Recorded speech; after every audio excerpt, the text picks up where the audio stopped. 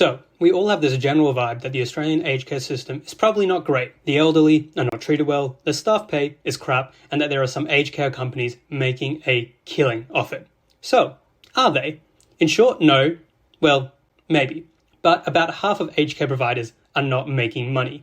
Okay, so if they're not making money, are staff paid well?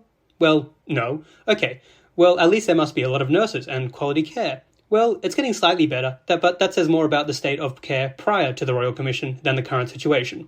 Okay, so if everyone is losing, where the fuck is all the money going? Great question, and that's why I've read the government report into the financial state of aged care. I want to explore just how bad things really are, what is the devil in the details, and how different is the for-profit and non-for-profit aged care providers. However, a really important note to consider when understanding these numbers is that the aged care industry has a history of dealing with associated entities, i.e., the property developer who builds and lends the land to the aged care home may be related to the aged care organisation, or the catering company may be owned by a parent company. The extent of this, from what I could investigate, is unclear, but it did pop up in my research, and keep it in mind. So, in terms of the broad picture, 43% of for-profit and 50% of non-profit aged care providers operate at a loss.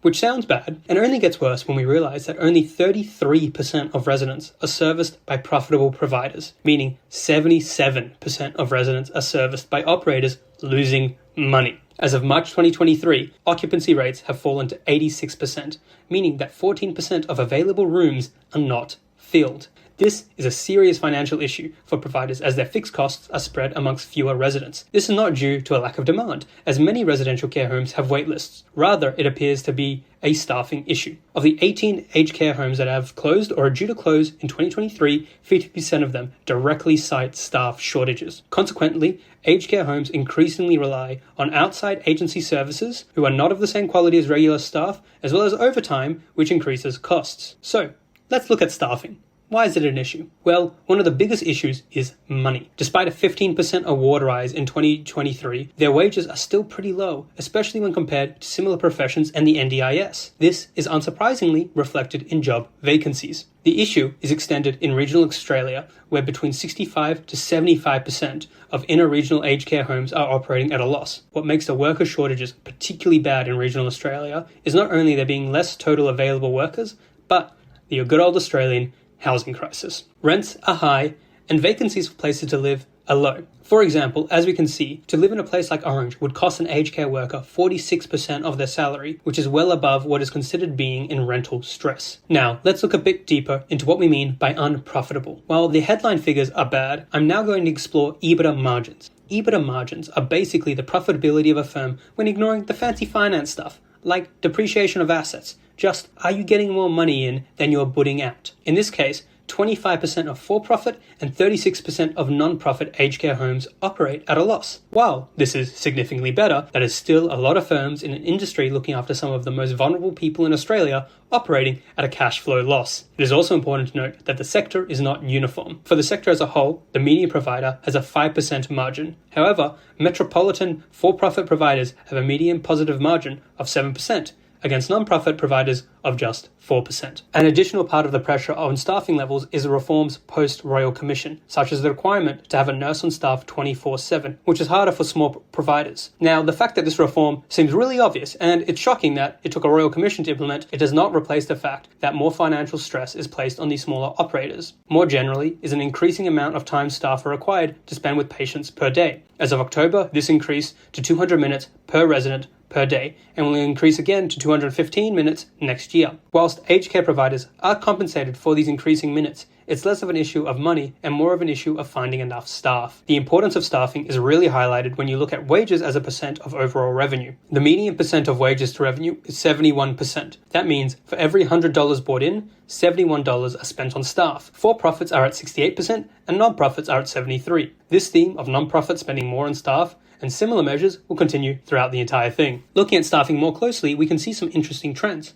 First, as of 2016, about 66% of workers in the aged care industry were direct care workers. Second, the proportion of those who were nurses versus personal care workers has been moving around a lot. In 2003, registered nurses made up 21% of the workforce, down to 15% in 2016. As of 2023, registered nurses made up 18.5% of minutes spent with patients. However, once again, the devil's in the details. Here we can see the relative differences across the sector. For-profit and not-for-profits have relatively similar ratios of nurses to care workers, with not-for-profits appearing to spend more on staff. This is supported by the fact that they are both less profitable, and as we just discussed, they spend a greater proportion of their revenue on staff as a whole. The real outlier, however, is LST, which stands for local, state, and territory-run facilities, which have a way higher ratio of nurses and overall minutes. This is reflected in their costs, with the median labor cost per resident per day for an LST being $263 versus $166 for a for-profit, or about $183 for a non-for-profit. So, let's get into the real nitty-gritty.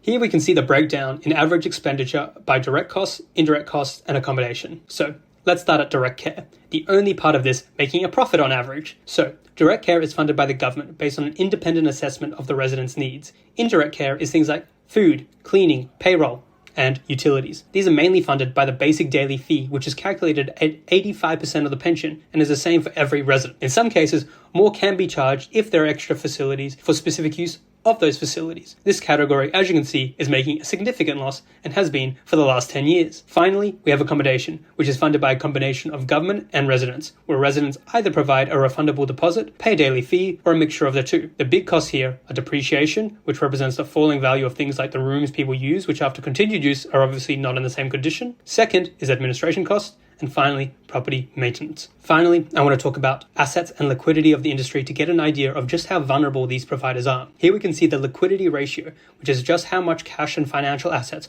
versus their debt obligation, excluding leases. This does not include things like the value of a company, as this is meant to measure how much cash a provider could quickly find relative to their debts. This is perhaps the clearest difference between for-profit and not-for-profit providers, as for-profit providers are much more leveraged at a ratio of about 0.13, which means for every $100 of debt they have about $13 in cash and assets. In comparison, not-for-profit providers are between 0.43 and 0.69. This is relatively surprising to me, given how non-for-profits appear to spend more on labor and food. A similar story is told when examining capital adequacy ratios. This ratio can be used as an indicator of a provider's ability to absorb any unexpected losses through their ability, for example, to sell part of the company. If a provider has stronger capital adequacy ratios, they will be able to fund and absorb the impacts of unforeseen consequences like a flood or unexpected losses by using equity within the business. If a provider has a low or insufficient capital adequacy ratio, they may be forced to take on debt or in extreme situations go into administration. Here we can see once again, for-profit providers are in an extreme position of about 0.02. versus not-for-profit providers who are between 0.34 and 0.42. On the whole, these numbers demonstrate that for-profit providers are in an especially vulnerable position where any unexpected expenses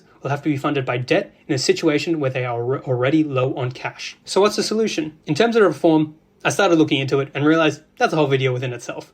Broadly, the reforms advocated in the papers I looked at came down to two ideas. First, increase the amount of staff aged care have, either through immigration or pay increases, whether those pay increases are direct or indirect through, for example, tax reform. Second, increase the ability of aged care providers to charge more to wealthier clients. Where the line should be drawn, how this should be done, and how this can be done in an equitable way is a bigger question. Anyways, hope you all enjoyed the video. Obviously, there's a lot more to go into the aged care sector, like home care, how it all works, what are the solutions, and what is the current quality of care. These are videos I may make in the future, as they are pretty interesting questions. Thanks for watching.